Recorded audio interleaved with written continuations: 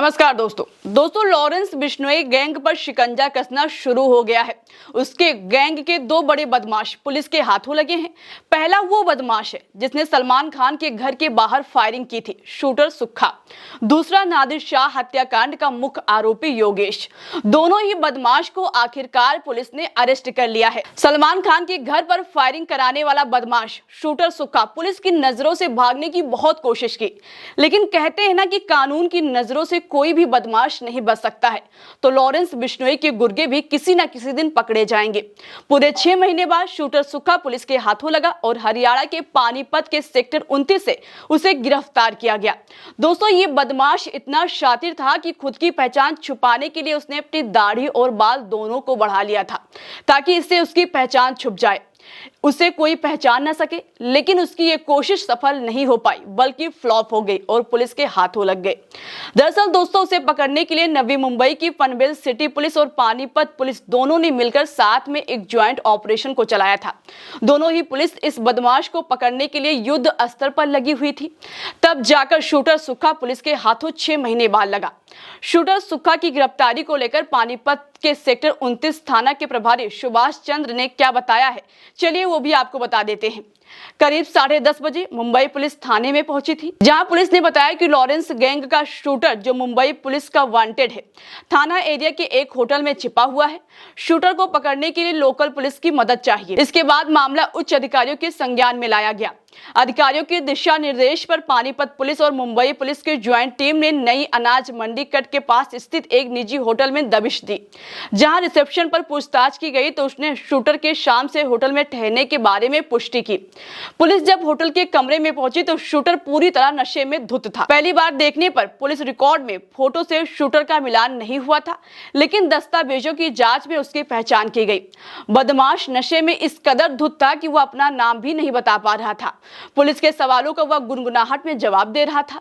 तलाशी के दौरान उसके पास से किसी तरह का हथियार बरामद नहीं हुआ है। शूटर की पहचान पानीपत के रेरकला गांव निवासी सुखबीर उर्फ शेरा उर्फ सुक्खा के रूप में हुई है। तो ये थी वो जानकारी जो पुलिस की तरफ से बताई गई है। दोस्तों, सुक्खा ही वही शूटर है जिसने सलमान खान के घर के बाहर फायरिंग कराने वालों को हथियार मुहैया करवाए थे। पुलिस की पूछताछ में उसने बताया कि वो लॉरेंस गैंग से लंबे समय से जुड़ा हुआ है और उसका नेटवर्क कई गांवों में फैला हुआ है। इस गैंग में कई नौजवान लड़के भी शामिल हैं। दोस्तों, इसी से यही लग रहा है कि लॉरेंस गैंग में नौजवान लड़कों की भर्ती की जाती है, उनकी बदमाश की दुनिया में एंट्री कराई जाती है। चलिए अब दूसरे शूटर योगेश के बारे में आपको बता देते हैं। ये वही बदमाश है जिसने दिल्ली के ग्रेटर कैलाश में जिम मालिक नादिर शाह की हत्या की थी। योगेश नादिर शाह हत्याकांड का मुख्य शूटर था, जिसको 17 अक्टूबर की सुबह एनकाउंटर में अरेस्ट किया गया है। दिल्ली पुलिस स्पेशल सेल और मथुरा पुलिस ने मिलकर इस ज्वाइंट ऑपरेशन को अंजाम दिया है। दोनों तरफ से करीब 5 राउंड फायरिंग की गई, जिससे शूटर योगेश के पैर में गोली लग गई और फिर वो भाग पाने में कामयाब नहीं हो पाया, जिसके बाद उसे अरेस्ट किया गया। दोस्तों, इस गिरफ्तारी में शूटर योगेश के पास से 32 बोर की पिस्तौल और 7 जिंदा कारतूस और एक मोटरसाइकिल बरामद किया गया है। दरअसल दोस्तों, पिछले महीने 12 सितंबर की रात को साउथ दिल्ली के ग्रेटर कैलाश के ई ब्लॉक में बदमाश स्कूटी से आए थे और ताबड़तोड़ गोलियां चलाई थी। इस फायरिंग में नादिर अहमद शाह को 5 गोलियां लगी थी, जिससे उनकी मौत हो गई थी।